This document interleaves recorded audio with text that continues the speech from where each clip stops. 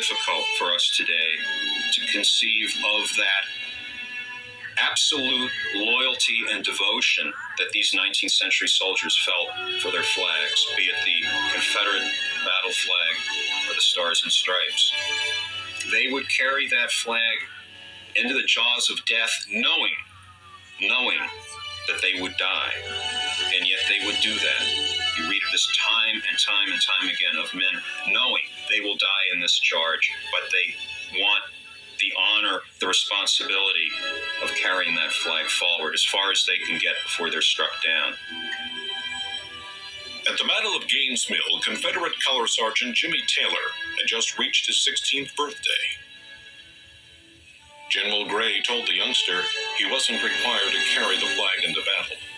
But Taylor gallantly replied, "General, you gave the colors to me, I shall bear them."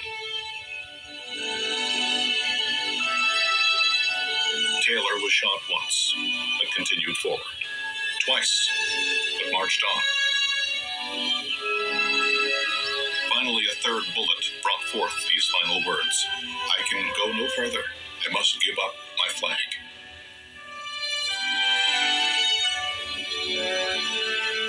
It was also at the Battle of Gaines Mill that the colorful 5th New York Zouave Regiment displayed outstanding gallantry in bearing their flag. The 5th New York was being shot to pieces. The color guard was just being shot down right and left. They had 2 flags that day, a flag presented by the city of New York and the Stars and Stripes. The man who was carrying the regimental flag, the New York flag, John Berrien, had just seen his brother killed, and enraged, he carried that flag out without orders 30 paces in front of the line of the 5th New York. Berrien was shaking his fist at the Confederates. Men shouted at him to come back. Colonel Duryea, the commander of the regiment on horseback behind the line, saw this color bearer out there alone, shouted at him to come back. But instead of going back, the man with the Stars and Stripes, Sergeant Andrew Allison, carried that flag out and planted it alongside Sergeant Berrien.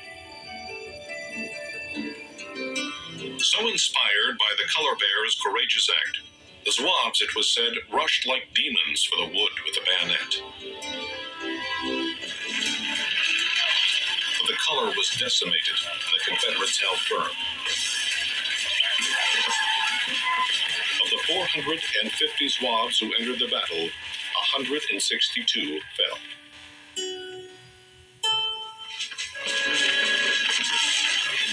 At the Battle of Fredericksburg, the color guard of the 21st Mass was being annihilated. Sergeant Thomas Plunkett raised the falling colors.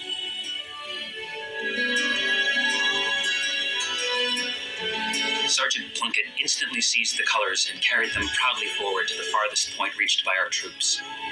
A shell was thrown with fatal accuracy at the colors, which again brought them to the ground, wet with the lifeblood of the brave Plunkett, both of whose arms were carried away. William S. Clark, 21st Mass.